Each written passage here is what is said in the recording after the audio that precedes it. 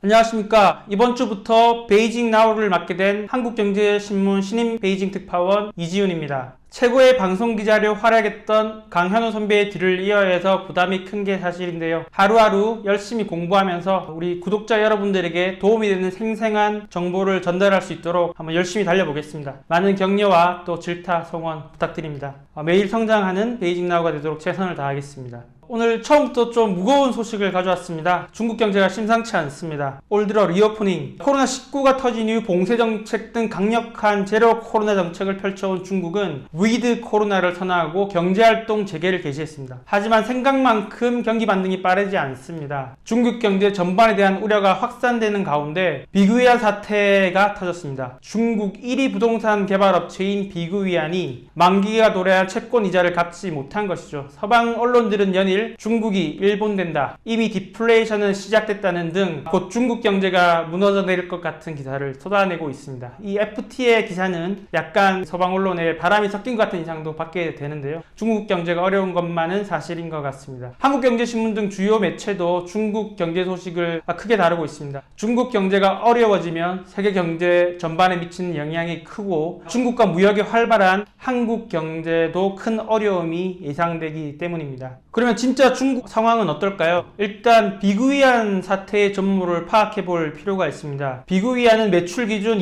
2017년부터 작년까지 중국 부동산 개발업체 중 1위입니다. 올해 위기를 겪으면서 6위로 추락했지만 사실 중국 부동산 1위 개발업체라고 보면 될 것 같습니다. 진행 중인 프로젝트가 무려 7,000개에 달한다고 하고요. 달러 채권 발행량도 중국 부동산 회사 중 1위입니다. 이 비구이안이 만기가 돌아온 달러 채권의 이자를 갚지 못한 것인데요. 이게 지난주 6일 상황입니다. 30일간의 유예 기간이 있는데 이 기간 동안에도 이 돈을 갚지 못하면 이른바 채무불이행 디폴트에 빠지게 됩니다. 다시 말해서 회사의 현금 흐름에 문제가 생기면서 당장 이자를 낼 돈이 없다는 건데요. 쉽게 볼 상황은 아닌 것은 분명합니다. 물론 비구이안이 덩치가 크긴 한데 중국 부동산 시장은 완전 경쟁 시장입니다. 중국 정부는 1997년 기존의 국가에서 관리하던 부동산 시장을 개방했습니다. 도시로 물밀듯이 밀려온 사람들을 수용할 새로운 거주지가 많이 필요했고 부동산 시장은 화랑을 이뤘습니다. 부동산 철강, 자재, 시멘트, 가전까지 각종 유관 산업의 발전을 촉발시켰고 중국 경제는 부동산 호황 속에 급속도로 성장을 거듭했습니다. 비구이안의 전체 비중은 5에서 7% 정도에 불과합니다. 부동산 개발업체 중에서요. 비구이안 하나가 무너진다고 해서 시장 자체가 붕괴하는 것은 아니라는 의미입니다. 그런데 문제는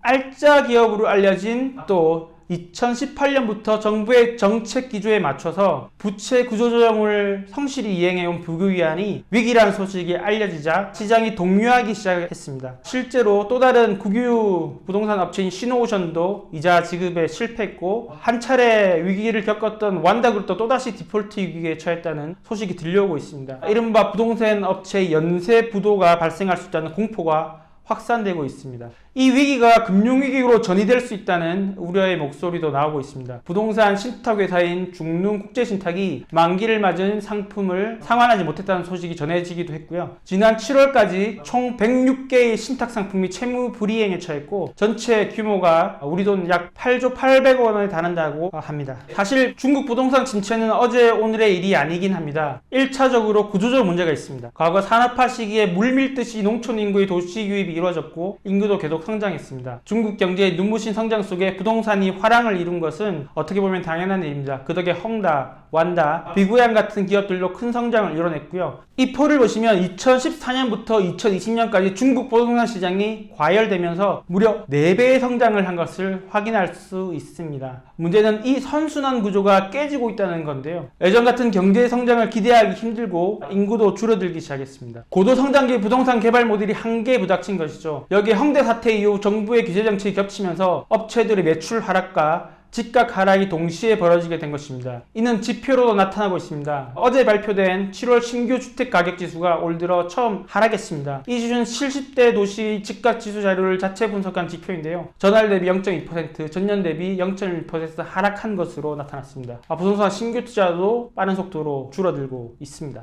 그러니까 부동산도 주식도 마찬가지입니다. 자산값이 오르려면 이 자산을 더 비싼 값에 사줄 이른바 고객님 있어야 합니다. 그런데 이 매수자들이 사람 사라진 것이죠. 부동산 가격은 내릴 수밖에 없는 구조상에 직면한 것입니다. 중국 정부도 부동산 중심의 경제 붐이 지속하지 않다는 판단을 한 것 같습니다. 2008년 리만 브러더스 사태와 금융위기가 큰 교훈이 됐다고 하죠. 끝없이 부채를 늘리는 경제 모델의 한계를 본 것입니다. 여기에 2021년 헝다 사태가 터집니다. 중국 3위권 부동산 개발업체 헝다가 채무 불이행 위기에 빠진 것이죠. 헝다 사태는 여전히 현재 진행형입니다. 대신 중국 정부의 적극적 개입으로 파국은 막았습니다. 채권 만기와 이자 지급 시기를 연장해주는 방식을 통해서입니다. 산소 호흡기를 붙여준 것이라고 볼 수 있습니다. 장기적으로 회사가 다시 돈을 벌면 천천히 이 돈을 상환할 수 있다면 베스트 시나리오고요. 누적된 부실이 감당할 수 있는 수준을 벗어나 금융권으로 전이되는 것은 최악의 시나리오일 것입니다. 그런데 중국 정부는 헝다의 질서 있는 정리 과정에 부동산 경제의 한계를 또 한 번 느낀 것 같습니다. 그래서 이른바 세계의 레드라인 정책이 나옵니다. 당시 중국 정부는 선수금을 제외한 자산부채 비율 7% 이상, 순부채 비율 100% 이하, 현금 단기부채 비율 100% 이상 등의 기준을 준수할 것을 부동산 개발업체에 요구했습니다. 한마디로 요약하면 은행이 무리하게 대출을 해주지 말라는 것입니다. 토지를 확보한 뒤 대규모 PF를 일으키는 방식의 사업구조에 제동을 건 것입니다. 그리고 주택 구매자 대출도 제한하기 시작합니다. 가뜩이나 구조적 수요 부족으로 접어들고 있는데 수요를 더 제한하는 정책을 쓴 것입니다. 이렇게 정부의 규제 정책이 더해지면서 중국 부동산 경기는 긴 침체기에 빠져 있습니다. 특히 삼선도시 집값이 폭락하면서 집다감한 주택들이 사회적으로 큰 골칫거리가 되고 있습니다. 그런데 부동산만 문제가 아닙니다. 중국 경제에 또 다른 문제가 있습니다. 바로 내수 부진, 수출 부진이 겹치면서 디플레이션 공포가 확산되기 시작한 것입니다. 실제로 중국이 발표하고 있는 각종 경제 지표는 악화일로입니다. 7월 소비자 물가지수가 마이너스로 전환된 마이너스 0.3%를 기록했습니다. CPI가 전년 동월 대비 마이너스를 기록한 것은 코로나19 팬데믹 시기인 2021년 2월 0.2%를 기록한 후 처음입니다. CPI의 선행지표인 생산자 물가지수도 전년 동월 대비 4.4% 하락해 10개월 연속 내림세를 이어갔습니다. 7월 중국 소매 판매 증가율은 전년 동기 대비 2.5% 증가에 그쳤습니다. 시장 추정치인 4.5%에 크게 못 미치는 수치인데요. 6월에 이어 두 달 연속 한 자릿수 증가에 그쳤습니다. 1월부터 7월까지 누적 고정 자산 투자는 전년 동기 대비 3.4% 증가한 데 그쳤습니다. 중국의 부동산 부분 투자가 감소한 영향이 컸습니다. 자, 이 같은 중국 경제의 침체는 시진핑 1인 지배체제 강화와 연관이 깊다는 평가가 많습니다. 시진핑이 집권하면서 강력한 부패 척결에 나섰는데요. 사진은 저해용칸 전 상무위원, 보시라이 전 충칭서기, 시차이허우 전 중앙군사위 부주석, 링지와 전 통일전선 공작부장 모습입니다. 이들은 시진핑 정권의 부정부패 척결로 모두 낙마했습니다. 이후에도 수백 명이 넘는 고위 관료들이 옷을 벗고 공안에 체포됐습니다. 주요 공기업과 금융권 임원들도 마찬가지입니다. 최근에 친강 전 외교부장이 자취를 감추고 군의 핵심 전략인 로켓부대 수뇌부가 모두 교체되기도 했습니다. 고독한 독재자가 권력 기반을 안정시키기 위해서 끊임없이 주변을 경계하고 그 과정에서 지속적인 숙청 작업이 이루어지고 있는 것이라고 봐야 할 것 같습니다. 자, 문제는 반부패 수사가 시진핑의 권력 기반을 공고했을지 모르지만 경제에 타격을 준 것은 분명해 보입니다. 돈을 쓰는 사람들이 함부로 돈을 쓰기 힘들게 됐고 공포를 느끼기 시작한 것이죠. 이 문제는 별도의 주제로 다뤄도 좋을 텐데요. 실제로 부유층의 자금이 광범위하게 이탈한 것으로 보입니다. 시진핑의 정치적 대립 진영이라면 더 그 유혹이 컸을 겁니다.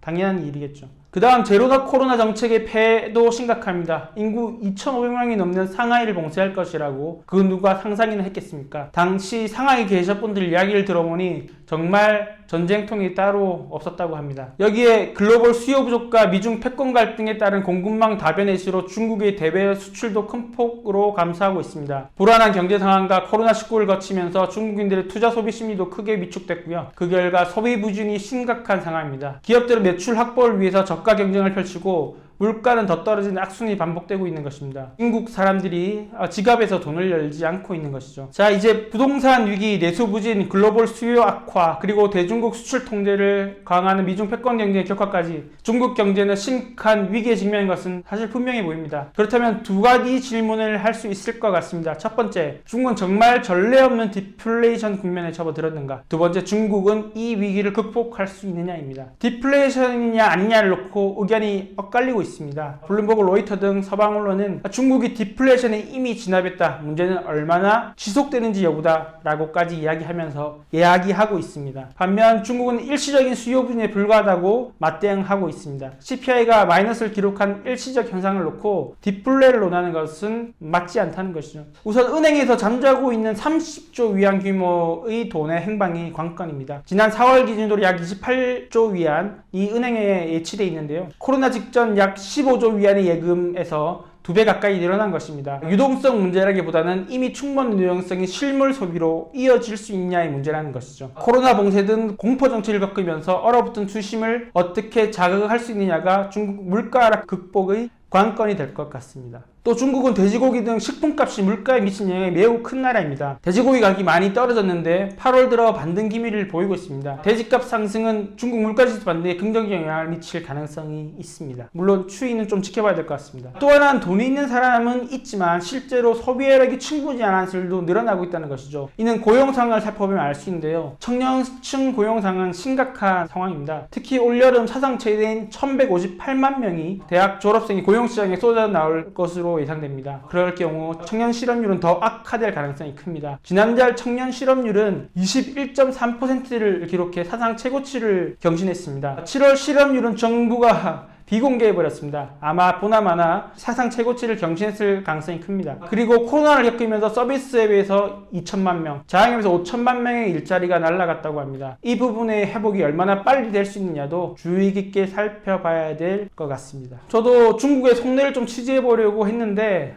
중국 관료들이 아직 저를 만나주지는 않고요. 관료들과 접촉하고 있는 분들에게 여쭤보니 중국 정부는 경기 회복이 다소 장기적 과제로 보고 있는 것 같습니다. 코로나 봉쇄의 충격이 회복된 데 최소 2년은 걸린다고 보고 있다고 하네요. 시간을 두고 회복을 하는 게 장기적으로 중국 경제에 더 낫다는 판단을 했다고 볼 수 있습니다. 문제는 과연 중국 정부의 그 타임 스케줄대로 글로벌 경제 상황이 흘러갈까? 또 예상치 못한 변수가 튀어나올 때 어떻게 정부가 대처할 수 있을까? 이런 것들이 문제가 될 수 있습니다. 중국은 쓸 수 있는 정책 카드가 많다고 자신을 하고 있다고 합니다. 하지만 디플레이션이라고 하는 경제 위기는 중국이 한 번도 겪어보지 않은 상황이라는 측면에서 극복이 쉽지 않을 것이라고 보는 시각도 많이 있습니다. 중국이 일본처럼 긴 불황의 늪으로 빠져들지 중국 본토의 자신감대로 큰 탈 없이 지나갈지는 조금 더 추이를 지켜봐야 할 것 같습니다. 자, 부동산 문제는 어떨까요? 일단 비구 위안의 순부채 규모가 매각 가능 자산인 1조 1200위안보다 작고 2018년부터 비구 위안이 재무 안정성 확보와 부채 구조 조정을 진행해온 점에 비춰서 관리할 수 있는 수준에서 사태가 일단락 될 것이라는 낙관론이 조금 더 우세한 것 같습니다. 중국 정부가 지난달 부동산 개발업체의 자금 지원 확대 방안을 발표했는데요. 정책 지원이 뒤따를 가능성도 매우 큽니다. 이대로 비구 위안이 무너지도록 내버려둘 가능성은 낮지 않겠느냐는 시각인 것이죠. 과거 중국은 헝다그룹이 2021년 파산 위기에 처하자 정부가 직접 개입하면서 질서있는 대처로 방향을 틀어 사태 수습을 했습니다. 이번에도 정부 개입 가능성이 거론되는 이유고요. 부동산 규제를 완화할 가능성도 있고 또 부채 비율 완화를 통해 은행 대출 지원을 풀어주면 부동산 개발업체들 유동성 부족 문제를 해결하면서 부도 위기를 막을 수 있다는 시각입니다. 15일 중국 중앙은행인 인민은행이 단기 정책 금리를 0.15%포인트 인하한 것도 정부 개입에 힘을 실어주는 배경입니다. 지금 한국을 포함한 외국 언론과 전문가들은 부동산 위기가 중국 경제를 뒤흔들 수 있다는 우려를 쏟아내고 있는 반면 중국 현지는 사실 크게 동요하고 있는 것 같지는 않습니다. 중국 관료들을 최근에 만난 분들의 이야기를 들어보면 자신들은 리먼 때부터 부동산 위기를 준비해왔다